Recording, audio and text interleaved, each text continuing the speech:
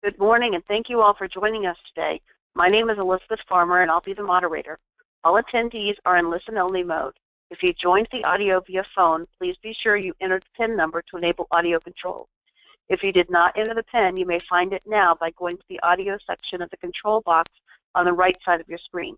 You can enter questions in the chat box at any time. All questions will be answered at some point during the presentation.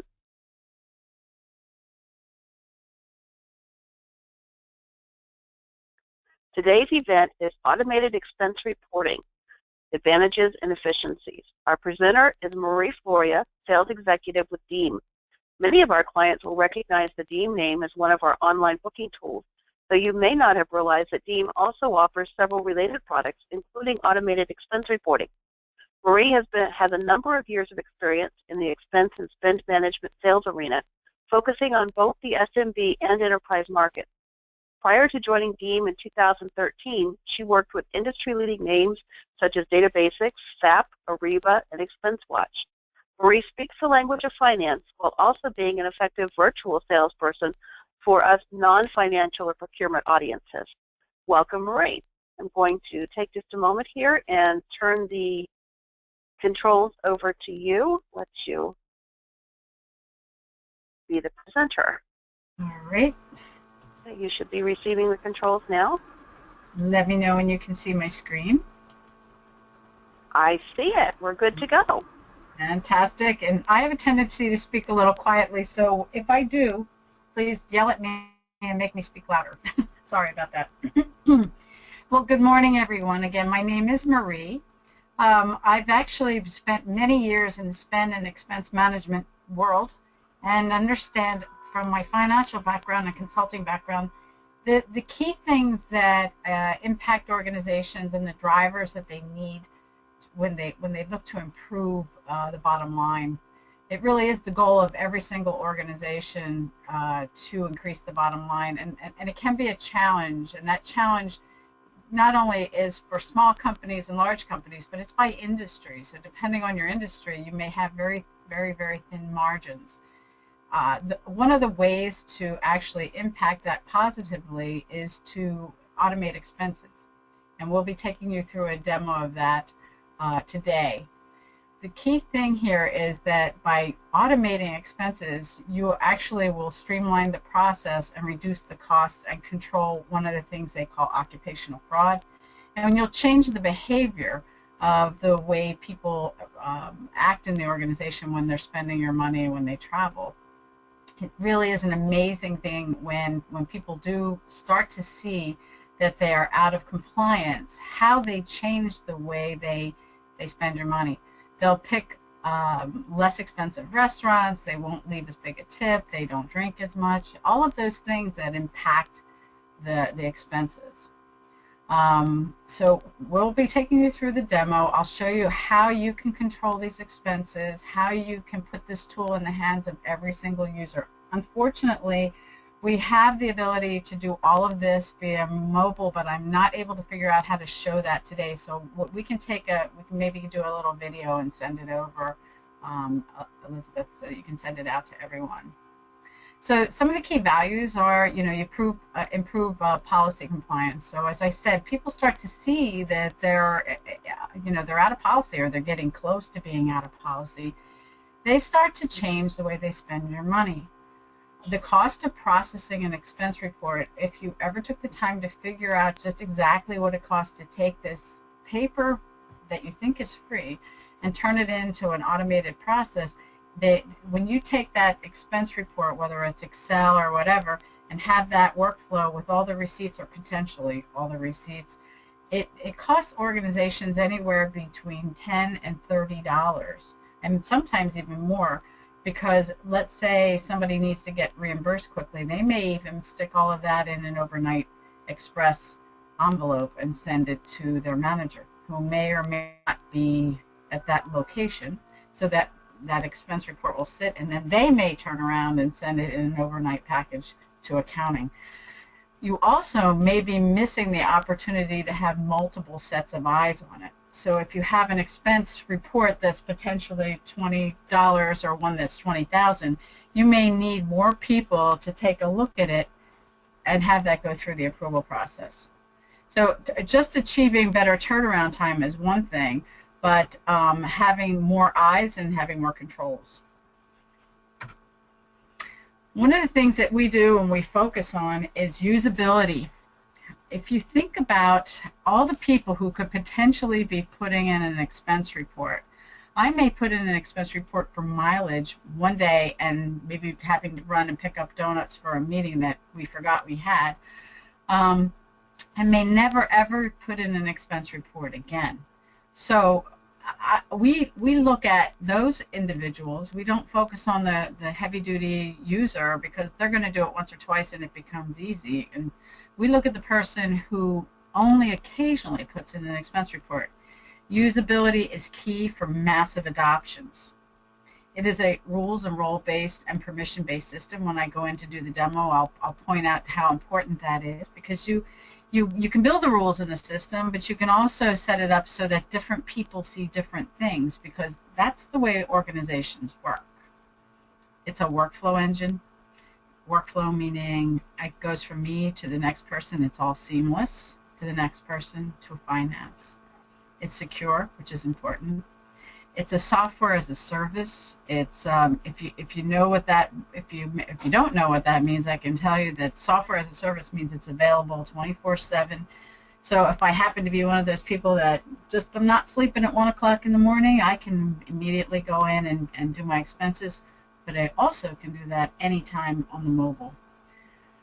It's very rapidly deployed. Why burden your organization with something that takes a long time, that takes time out of your, typically finance has a lot to do with this. So, it's always the end of the month and the beginning of the month, the end of the month and the beginning of the month. The last thing in the world you want to do is pull people from these very key important areas and make them have to struggle to deploy a solution. So it's very easily deployed. Not only that, ownership. You can own this product because you can make changes as your organization changes. You don't need to put in a work ticket and say, hey, I want to add a new expense type, or we've decided to add a division and we need to break this thing up, or we now want to segregate some of these expenses and have only our executives see them. Totally on you. Many organizations also have, they look at their customers, look to them and want to understand their focus and their commitment to sustainability. So if you think of sustainability, it's like, are we concerned about the environment? Are we taking paper and throwing lots and lots of paper and copying things and just, impacting that? So it's just one more area where a customer can say, yep, we focused on sustainability and here's another way we're doing it. And then, of course, taking all this data and then saying, I need to see it, I need to crunch it and look at it.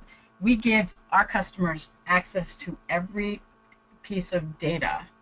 So you can export it, you can slice and dice it, you can do whatever you need to do to analyze exactly what's happening and who's spending what money and who potentially needs to be under control a little more.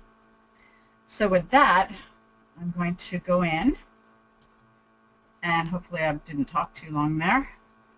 I will say, if there are any questions at all, I would like you to ask them as we go through, because I think it's important that you ask them as they come up. Okay. So I'm going to go into the expense. For the Deem platform, you have travel and expense. You have the ability to book that trip and have it become part of your expenses, which is a nice seamless way. I can start my expense report on my desktop. I can start my expense report on my mobile. No matter where I start it, I want to make sure everybody's seeing this screen, so if this is not coming across, please let me know. I'm on the Deem platform. If I start my expense report, let's say I'm sitting at a Starbucks and I have an expense for coffee and a donut or whatever, I can take a picture of that and I can send it to the Deem digital wallet, or because life has become so efficient with mobile, I can actually create that expense report and continue to add to it as I go through my day. I can create it here and then keep adding it to it on my mobile. And so, you know, that the efficiencies, and the good thing about it is with the with most expense reports you get, typically there are receipts that are missing. Taking pictures of your receipts is so easy. I mean, I always say people know how to take selfies. They know how to take pictures of their receipts. So they'll be able to, you'll be able to see more and more people using the mobile and more receipts, so you don't have to worry in the accounting side of the house. So I've landed on my home page. I've come into the expense tab. It's a permission-based system, so permission meaning maybe I'm a person who only ever submits expenses. I will never see travel or anything else. If I'm somebody who is, you know, a sales rep for the organization, I travel all the time, I'll see the travel and the expense. The profile basically runs the application. So where I sit in the organization, my division, my department, my cost center, all of that is embedded in my profile. Who I report to, so the system will also have that workflow. So my expense report goes from me to my manager, and then the system knows that if my management changes, that gets changed. So the profile really drives that. In the Deem app, in the Deem application, we have on the left-hand side of the screen all of my expenses and where they are and what status they're in. I can the color coding is important because when it goes over to the mobile, you have exact same color coding. I have a digital wallet, and I tell everybody all the time, think about your own wallet. Within your wallet, you've got credit cards. You have your itinerary from travel. You have receipts. All of those things are virtually now in the digital wallet. With the Deem application, you can provide corporate credit cards to the individuals. You can not provide them and just let them use their own credit cards. You can also say, I'm providing a corporate card. I don't want you to use your own personal card, so you can lock out the use of personal cards. But we make it possible for you so every individual can put in their own credit card, have those credit card transactions appear here. If it's a corporate card, it will feed in through the night. So the corporate credit card will, companies will in the middle of the night, will import that data, parse it out to the individuals. So if the last 4 digits of my corporate card are 1234, I will have credit card transactions. I can start my expense report by clicking on this and dragging them over. I can start it with receipts. I also want to point out that we have just released what we call intelligent matching. So the system will automatically, if you decide to opt into that, will automatically match not only the travel and the credit card transaction, but it will also match the receipt for me. And it will even try to determine the expense type. So your employee does less and less. And in an area where there's so much resistance, which is the expense side, the workload is really eliminated. So I'm going to start off by creating a transaction. I'm going to name it, maybe it's my weekly calls. My default currency will be here. If I were to, let's say, travel outside of the U.S. and this is my default currency, but line by line I need to be able to change that and say, you know, this expense is for euros or whatever. The system will do the automatic conversion for me. We provide our customers the ability to do what we call unlimited cost allocations. So every company has things that they'd like to gather information on, whether it's projects that people work on or customers. In this case, I've set up what we call trade shows, just for the example for this demo. So you can set up trade shows. You can say I want to start to capture the trade shows for my 2016. Whoops, what's happening here? There you go. My 2016 trade shows, and I want to be able to capture these expenses. I may even want these expenses to route to the marketing person. So when this person submits their expense report, it will not only route to my manager, but it will route to head of marketing, so they can see the actual costs that happen and are associated with that trade show. Again, any questions, just put them in so I can answer them as we go through. So I'm going to create my expense report. Again, all of my transactions. Again, this is my personal credit card, so it's got a lot of Amazon because I don't get out much. I can start by grabbing all my corporate card transactions, dragging them over. Remember, the system would have matched them to the receipt already, and possibly even close to 100% matched them to the expense type as well. But in this case, I want to show you the user experience if I were to add an out-of-pocket expense. So I'm going to come in and I'm going to say I had coffee, and it was for $2.75. And when I click this, the expense types appear. So if you notice, the expense types it's unlimited for every customer. And again, this can be based on who I am in the organization. So if I'm that person who only ever puts in mileage, tolls, and parking, I may only see 3 expense types. But if I'm the CEO, I may see car wash, I may get gas reimbursement even though I have a company car, things that you don't want everyone to see. So I'm going to come down here, and in this case I put in coffee. A lot of people actually put rules on this now because it is such an expense, believe it or not. I can automatically attach my receipt by clicking here. It will take me right into my digital wallet. I could get receipts into the system by using the mobile device and taking a picture. I can have them mailed to this particular email address. Every user gets an email address and it throws it right in the wallet. Or if I'm using the mobile device, I can just do my entire transaction, take a picture, and it will end up here. So easily grab this.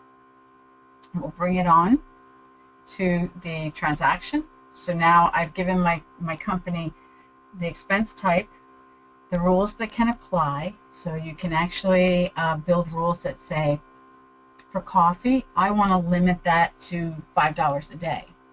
But I don't necessarily want people spending $5 a day on coffee for 30 days of the month. I want to put a maximum, so I want to layer my rules to say by the day, by the month, and maybe even by the year.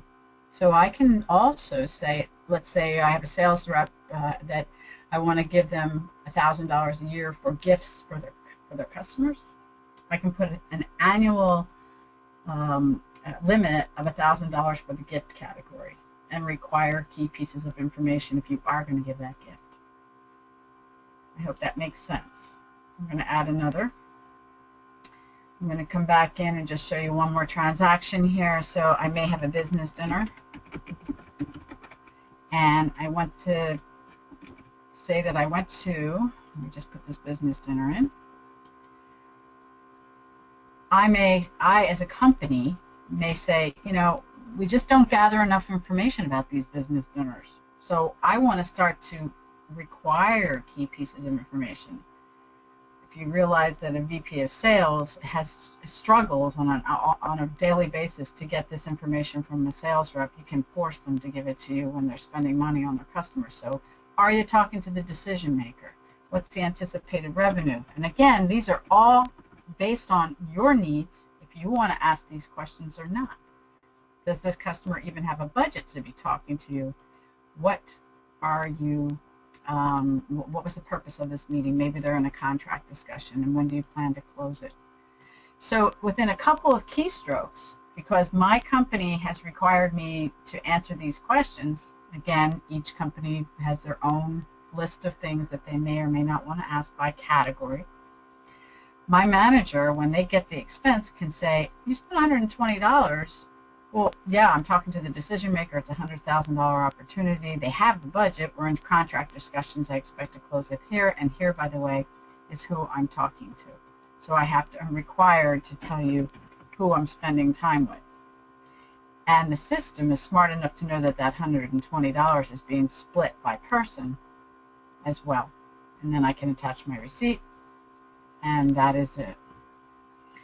So those are out-of-pocket expenses, super, super easy. As a company, when we talked about being able to control expenses, I could have put the rules on here that say, you know, if you exceed $60 a person, I'm going to flag you. I may not even allow you to submit it until you correct it. You have all that flexibility. You also have the ability to bring in those transactions. So I have GoGo Air here. If I drag it over from my digital wallet, if I had the receipt in here, the system would have automatically found that receipt, put it against it. It automatically defaulted it to Airline GoGo Air for me because in the past I've used this. And so I don't have to even do that. So it remembers that GoGo Air is an expense type GoGo Air. Now, another thing I want to point out for the folks that are maybe asking in the back of their minds, are maybe saying, well, how does this get into my financial system? How does coffee get associated with my meal category? You can actually, when you build the system, you can say that coffee is a meal expense code 654321. So in the background, all of that is being captured, and it gets tied to Marie Floria in company 001, department 04321, and all of the segments of your accounting string are captured either through your profile or the expense type. So I hope that makes sense. Marie, we have a question, if I can interrupt you for just a second. Absolutely. What is the success rate on the auto matching of receipts to expenses? Well, I don't know the exact number. This is a new functionality that we just released. I know that it's a combination. So it's a combination of OCR and human. So there's human touch in this, where the system does remember from the last time that I used GoGo Air, but also the first time has to be matched. So I would have to get you statistics, but it is a new release as of, I think, September or October. So I don't know the actual numbers on that. That's a good question. Thank you. You're welcome. Any other questions that are coming from this before we move on? Not right now, no. All right, fantastic. So I talked about workflow, and by submitting this, it's going to know, in my case, it's a flat, I have a flat workflow, meaning it goes from me to my boss. But I could have had it go to an audit approver. Some people like to have an audit approver. That audit approver can be first or last in the string. The audit approver can say, before this even goes through anything, I want to make sure that I see, if there's anything I see on here, that that I can address it prior to having all the management team look at it. Mine will go from me to my boss to accounting. That audit approver is another workflow, and the third workflow is what we call a signature authority. So this is a small expense report. It's only a couple $100. That's it. It could have been 20,000. It may have to go from me to my manager, to who only has $1,000 signature authority, to the manager that has 5,000, all the way up to the CFO if it needed to. So everybody's eyeballs can be on it. I'm going to submit this. And so what's happening now is on the mobile device, and I could have done the exact same thing on the mobile device, my manager can also approve on the mobile device. I'm going to log out and come in as that Ronald. So let me just log out, come in as Ronald.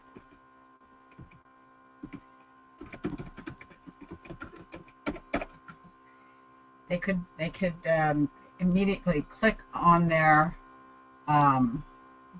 mobile device and approve. As you can see, it's a permission-based system, so I also can put expense reports in, but I am an approver. So when I click here, all of the expense reports that are here for me to look at, I can sort them. I can sort them by flagged. So if there are red circles here, that means that the expense reports are out of policy for some reason. If I click on this one, which is the one I just did, I can look at this. I can hover over the receipt. I can do the same thing on the mobile device. So I can see that receipt no matter where I am. I can approve or deny an entire expense report, but what's more important is, think about this. Let's say you have a 35-line credit card, corporate credit card transaction, and I find that there's a problem with this particular transaction.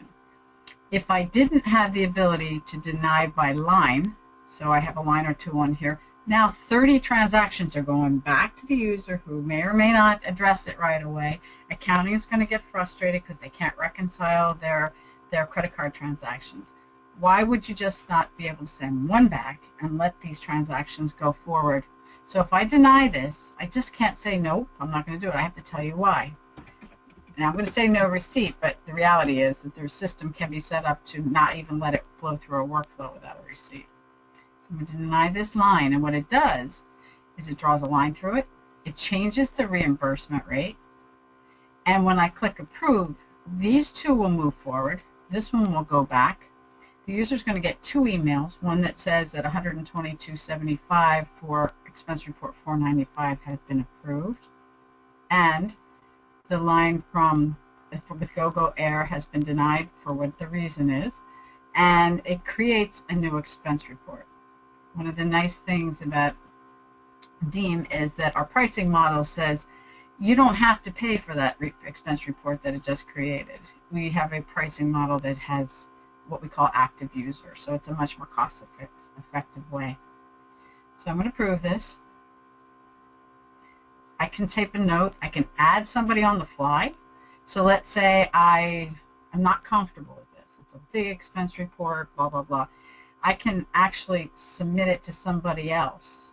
Or if I'm just forwarding it on and I know it's going to finance, I may say, hey, I'm going to give a break on that business dinner because this person's bringing in a $100,000 deal.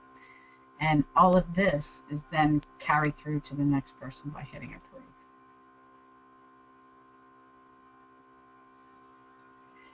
So the last phase of this, and I'm not going to go into that because it's more of an accounting role, is what accounting does with it. I will tell you, I'm going to go back to my my first person because I want to make sure that I show you the ease of use when it comes to the admin side of the house.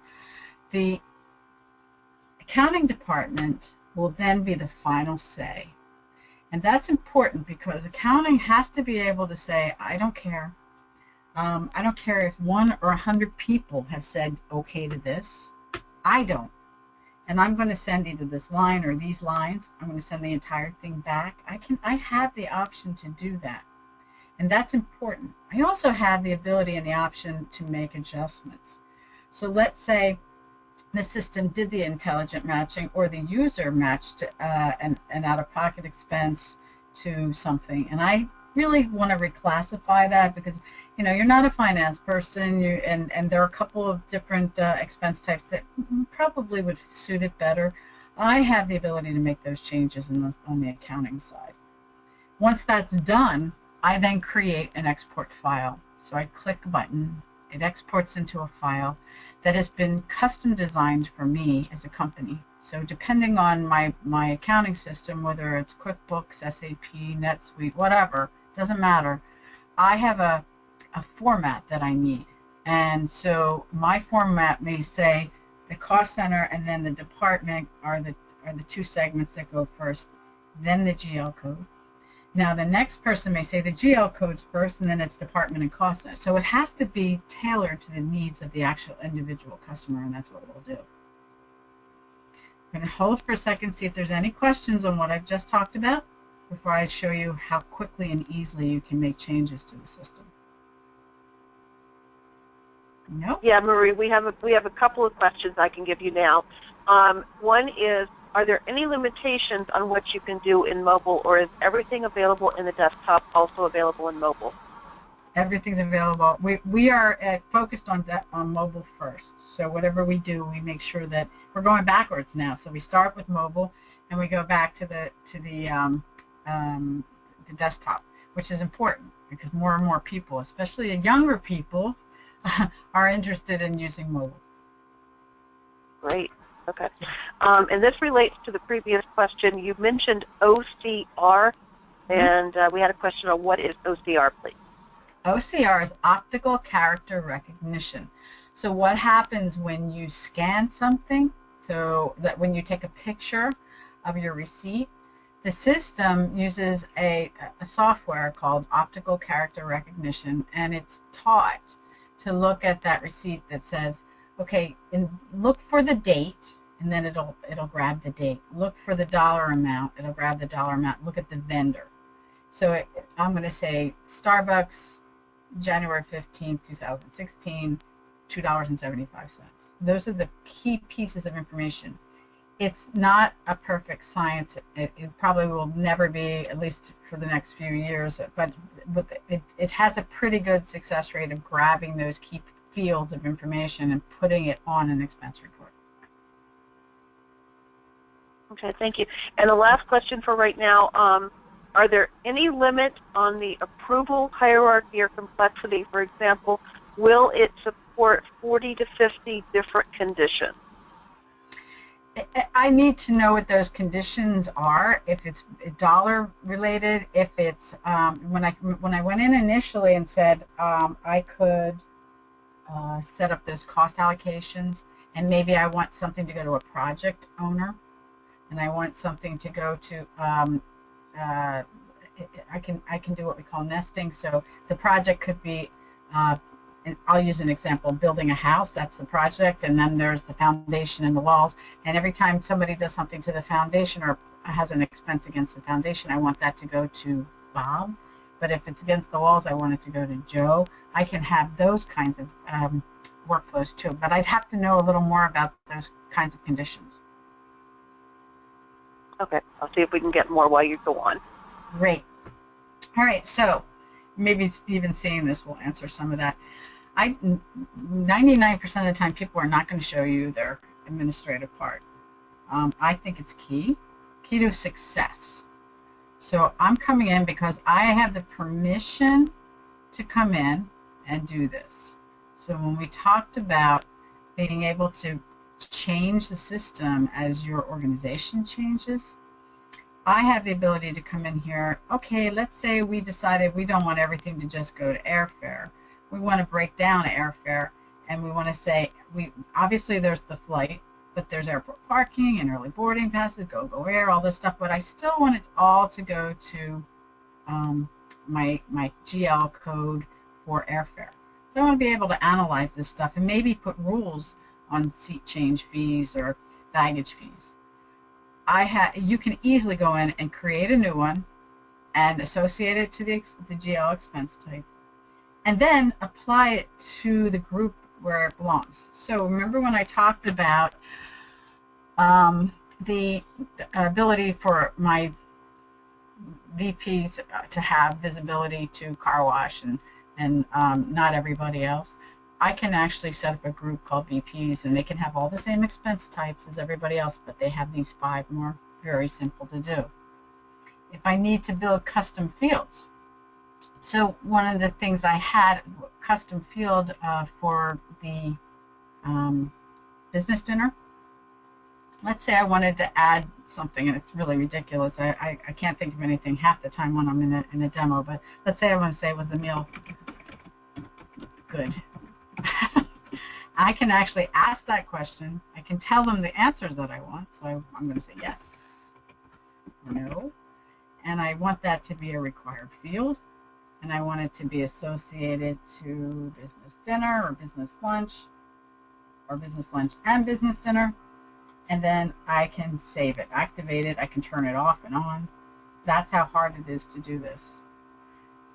Again, that's how it looks simple. It's like, oh yeah, that's easy. But when you've got a complexity of software, to bring that usability to everybody, even the administrator, is a very key thing. One other thing I will show you is that configuration side where you go in and build cost allocations, because I think that'll answer some of your workflow questions. Let's say I wanted to create a cost segment, which I have, called trade shows. And for this trade show, I want it to go to this particular person. It will bring up the approvers, and I'll say I want it to always go to Bruce Kelly. So when somebody says that this whole expense report or a line or two is related to that particular conference, that will not only workflow through the normal workflow process, but it will also go to this person as well. So I'm going to come back and pause again, because I think when I started off, I wanted to point out that there are key things about this system. And the focus is on usability, which results in massive adoption. It can be easily deployed, because I just showed you how easy it was to build expense types and build rules, that type of thing. It's a permission and rule-based system, so I don't want certain people to be able to do certain things. I don't want them to see certain things. I have the kind of business where I have a lot of people that will only ever submit expenses, and they may never travel, or everybody travels, and I need to have the travel tab turned on. That's a permission. And the role-based, am I a VP, am I an executive, or am I somebody who travels once or twice a year, so the system will act and react differently. It's workflow. It's secure, it's rapidly deployed, and it gives our customers the ability to reduce the cost of expense submission. Any other questions? Marie? Yes, Marie, we have a question. Is support available to make changes to the system, even if it's something we have the ability to do ourselves, but don't necessarily have the time to do? Well, typically there's, you have the ability to put in a support ticket, and so you can have somebody help you, but we try to make it so that our customers will have a total ownership. So we encourage the ability to do this, and most people actually like doing this. If you have questions on it and you don't remember, or you're unsure about something, absolutely you have the support of the support team. Okay. And also, is this integrated with Deltek? We have Deltek customers. So what we do is we provide the export file that in the format that you'll need to pull into the Deltek system. And one more, this goes back actually to what you were talking about a few minutes ago. How do you expense only a part of a charge? Say, for example, splitting out a personal portion from a hotel bill. Yes. So what happens is there's a couple of things. You can set up expense types. So let's say you put minibar in as an expense type. When you set it up, it's not going to be reimbursable, but you want to have that credit card transaction that comes in. Let's say it's a corporate card. You have to be able to reconcile to that. So you can set up hotel or lodging dash minibar, and minibar will not be reimbursable to me, but it'll be reconciled against a credit card. Okay.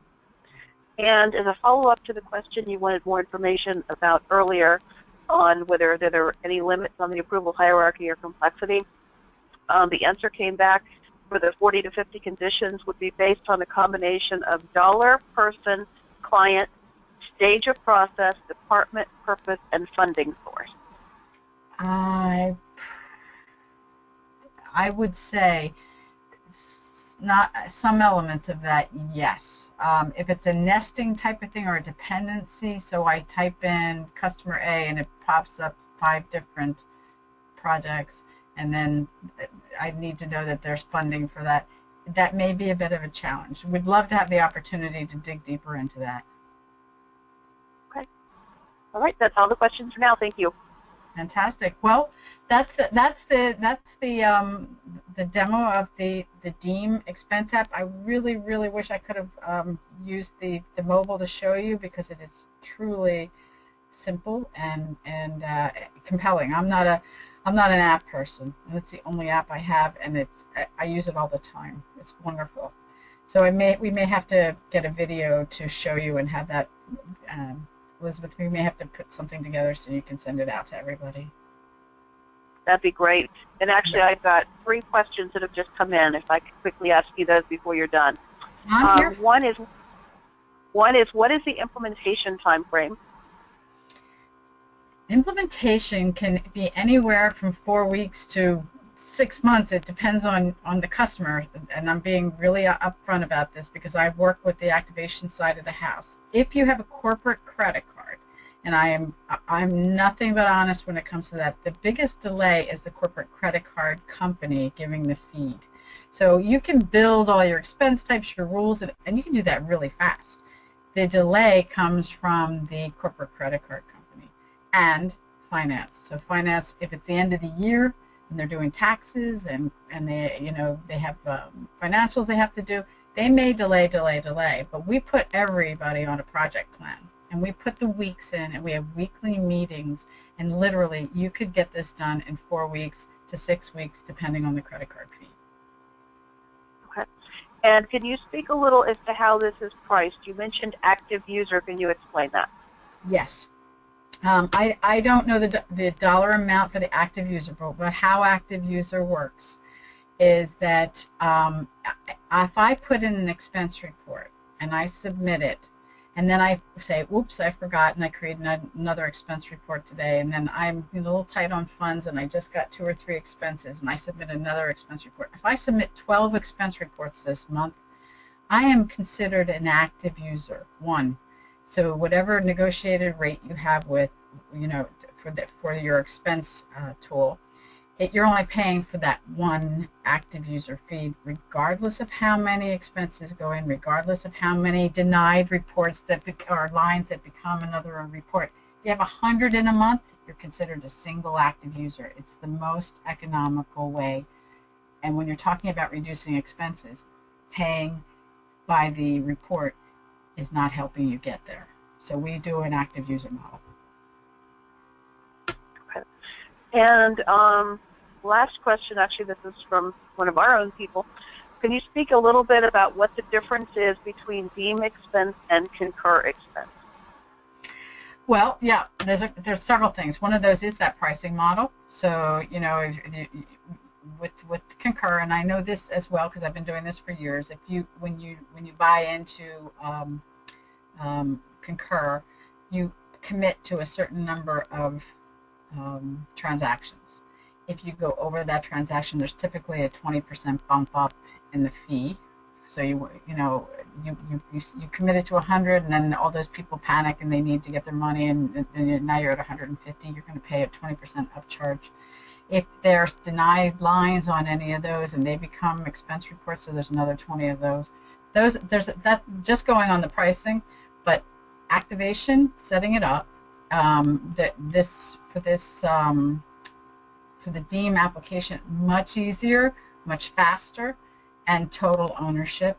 Usability, you saw the screens. If you've seen the screens of Concur, they're a lot more complex. And to be honest, if you're a global multi-billion-dollar company, there's some complexity that you have to have. Okay, so complexity comes with that kind of thing. But our focus still, even growing into larger organizations, is to keep it simple.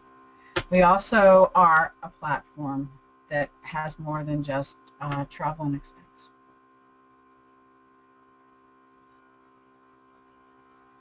Any other questions? No. Oh, we lost you there for just a second. I'm sorry. Any other questions? No, I think that is everything. Wonderful. So for the folks, okay. So for the folks that do think of questions, if you could send them to Elizabeth, that would be fabulous, and we can answer them for you, and we'll do something about getting you visibility into the mobile device. Great, I appreciate that. So, Marie, thank you very much for your presentation today, and I want to thank our audience also for your time and participation. The webinar has been recorded. It will be available for replay shortly. And as Marie said, if you think of additional questions or you would like more information on the subject, please talk to your Travel On account manager, and we'll be happy to help you out with that. So thank you, everybody, again, and enjoy the remainder of your day. Thank you.